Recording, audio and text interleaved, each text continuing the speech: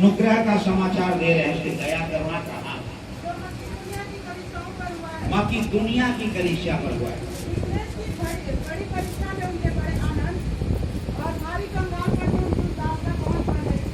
भारी कंगालपन के बढ़ जाने से उनकी दारता क्या हो गई है।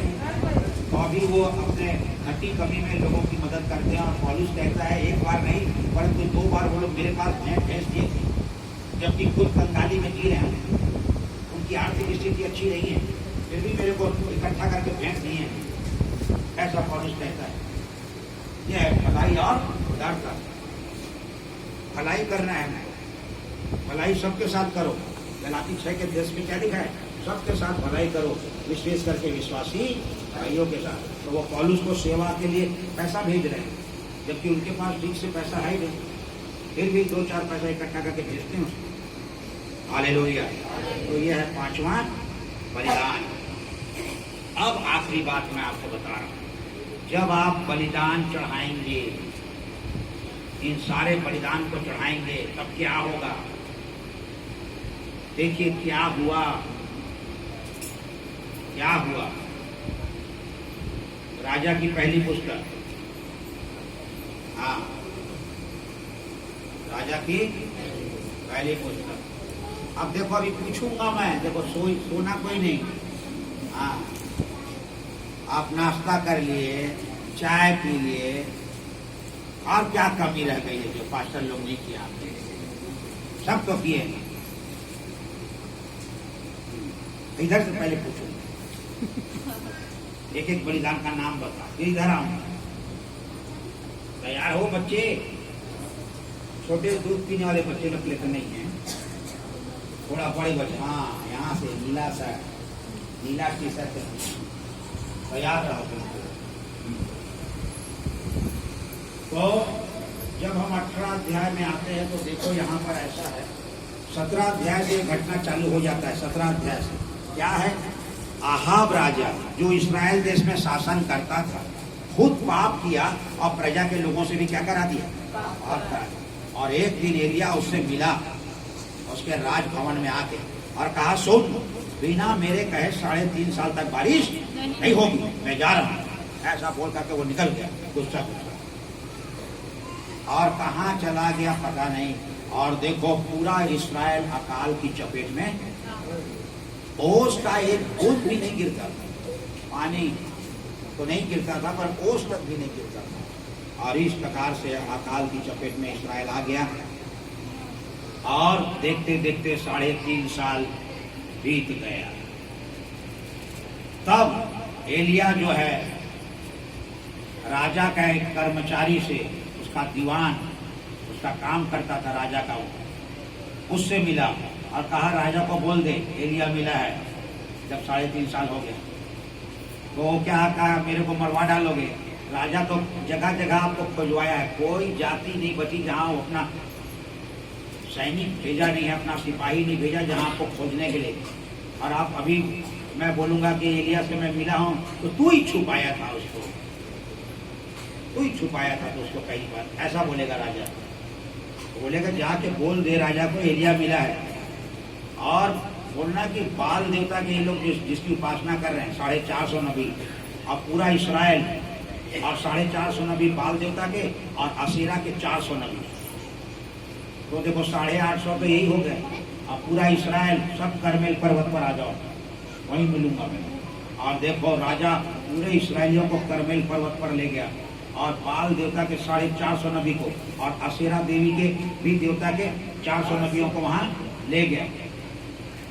अब बोला कि देखो यदि वो ईश्वर है, वो जिसको बाल है, जिसको पूज रहे हो तुम लोग, राजा और तुम लोग, तो ठीक है, तुम लोग एक वेदी बनाओ, बलिदान चढ़ाओ और उसको पुकारना, आग मत लगाना, आग ऊपर से आएगी।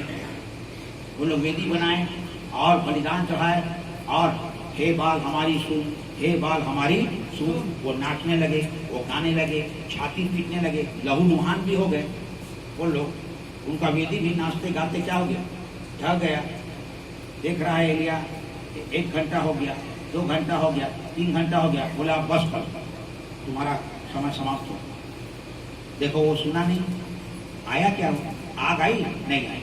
अब मैं वेदी बनाता हूँ और बलिदान चढ़ाता हूँ। और देखो फिर 18 अध्याय के में वो क्या किया है, वेदी बनाया। और उसके 38 पद को जब आप पढ़ेंगे तब उसने परमेश्वर को पुकारा, इब्राहिम, इसहाक और इस्राएल के परमेश्वर मेरी सुन ले कि तुझे छोड़ इस्राएल में और कोई ईश्वर नहीं है। तब देखो 38 पद में आग आई, आसमान से आग आई और क्या हो गया, पूरा वेदी को जला करके भस्म कर दिया। ये है। और फिर उसके बाद क्या हुआ, हमको बलिदान क्यों चढ़ाना है? आसमान से क्या आ गई है? सबसे पहले आग आई, प्रार्थना का उत्तर, बलिदान ग्रहण कर लिया गया। इसका उत्तर इस्राएल को छोड़ा और कहीं परमेश्वर नहीं है, इसका उत्तर सबों को मिल गया। और सब लोग मुंह के बल वहां पर गिर गए और चिल्लाकर कहे यहोवा ही परमेश्वर, और कोई नहीं। उसके बाद इसी बलिदान के चढ़ाने के बाद फिर क्या लिखा है, दूसरा बात,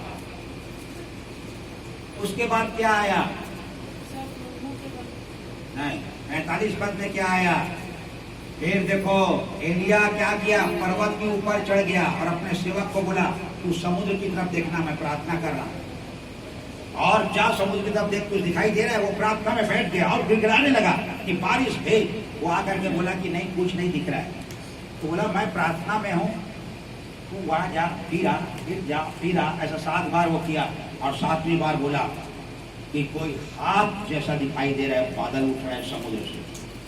तो उसने कहा है आपको, एलिया ने क्या कहा, आपको अपना रथ तैयार कर, भारी वर्षा होने वाली है।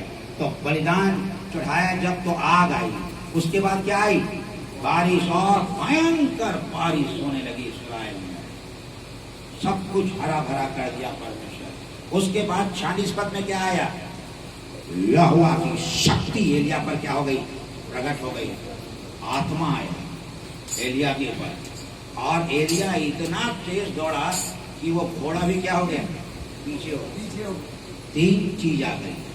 जब हम बलिदान चढ़ाएंगे, आग आई, बारिश आई, और उसके बाद परमेश्वर का आत्मा। हालेलुया।